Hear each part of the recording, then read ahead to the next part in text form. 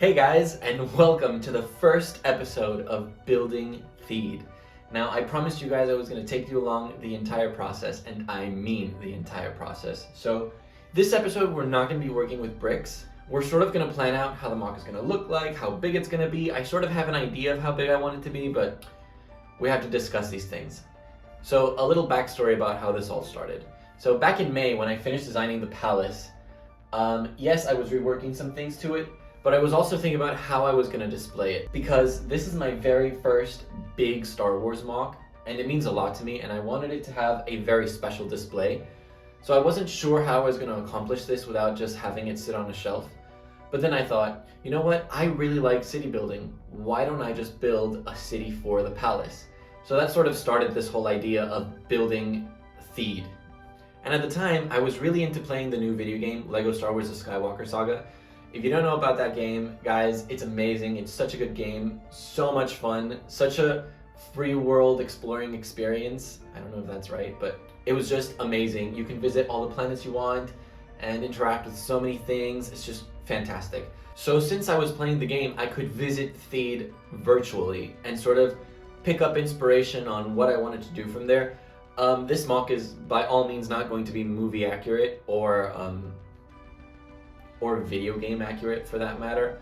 I mean, I want it to be as similar as possible to the movie and to the video game, but I will be taking a few creative liberties. Very, very small ones though. So the first thing was deciding what part of Theed I was going to build. Obviously the palace had to be included, but the scale also had to be something that was taken into account, because the palace has to be the largest structure in the MOC, obviously, as it's such a grand building. So the other buildings that I'm designing can't overshadow the palace. It just can't happen. So that was the first thing that I had to take into account. The second thing I had to take into account was room placement, because as I mentioned, we are going to be dismantling the city behind me to make way for this MOC. Now, it's not going to be dismantled. I'm not like taking the sets apart. I'm just going to move them to the shelves, and then I'll have to rearrange some things, but that's another video for another time.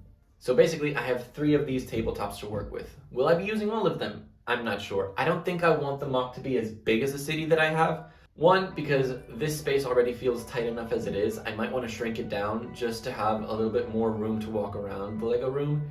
And 2, costs. MOCing is really expensive.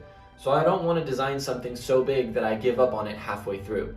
So it needs to be sort of a manageable size, but I still want it to be big enough that, it's impressive and it's a city. So having these parameters in mind, I went back to the video game and I analyzed the map of the area where the palace is, and I sort of thought of this idea of doing the main street in front of the palace with the buildings that are directly on top of it on the map. Because when you walk into the Lego room, you'll be able to appreciate all of the main facades of every building, and it's going to look really, really nice instead of having to look at the backs of buildings. Because that's a problem I have with my current city. I'll walk in and I'll see the back of buildings that aren't as pretty as the facades. So being able to have the open street as the first thing you see will make the city part more aesthetically pleasing than having to look at a bunch of back of buildings. So that's something really important to take into consideration. So once I had decided the main area that I was going to work with, I had to sort of figure out the real limits. Like, up until what point am I going to be building the buildings? And then what is like my end point for the street. So I definitely wanted to include that really, really prominent arch that's like right before the palace. So all the buildings that are like right next to it are going to be included. Like I said, I might be taking some creative liberties here because I want certain buildings to stand out more, or I want to include certain features that aren't necessarily in the area. For example, there's this really, really nice garden area behind the buildings that go past the limit that I've sort of set for myself that I want to include somewhere in the MOC. So while it's not really there, it's still part of Theed, and I think it goes really well with the aesthetic of the planet, so I definitely want to include that in. Another thing that I really have to think about is how I'm going to integrate the palace into the MOC, because the palace sits on top of mountains. So I need to figure out how I want to do that. If I just want to do a raised platform for it, or if I want it to be like a mountain with water on the side, or what exactly am I going to do? How's that going to work?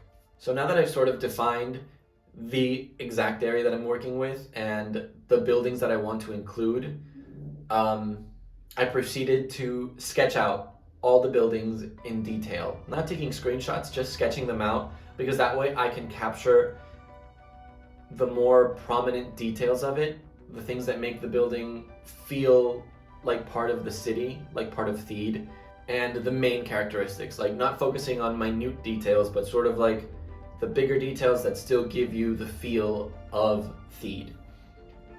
So I proceeded to do that with every single one of the buildings. And then I proceeded to draw them as like a floor plan to sort of get an idea of how big this is going to be. So once I had the floor plan and I sort of had the palace for reference, I came to the conclusion that I would have to be building a water area in the background for the palace mountain to sit on. And then Theed itself is going to sit on 8 48 by 48 base plates, just to be able to house all the buildings that I want and have a really big main street, because I really want to like fill it out with people and have it look really nice. I want to be able to put Gungans for like the ending parade at the end of Phantom Menace, and I also want to recreate the invasion of Naboo, so I need space for tanks and MTTs and all that stuff. So I think the size that I've sort of worked out based on the floor plan sketch and the sketches of the buildings, I think it's going to work, but we're going to have to wait and see. This may change as we go along, so there's really nothing set in stone as of this point. So that is kind of it for this episode. Really quick, really short, just to sort of explain how we're going to start off and the process of kind of translating this from source material to Lego blueprints, kind of. In the next episode, I'm going to be completely rearranging the Lego room to make space for the MOC itself. We're going to move the city, we're going to put some stuff away, we're going to just rearrange everything. It's going to be really intense. Not going to lie, it's a bit of a daunting task. I'm sort of putting it off, but I'm confident that it's going to look fantastic once it's done. So yeah, that is it for this episode, guys. I hope you enjoy the beginning of this really long journey that we're going to be taking together, and I really can't wait for the episodes to come. So stick around if you want to see where this massive project goes. Thank you so much for watching. I'll see you in the next one. Bye.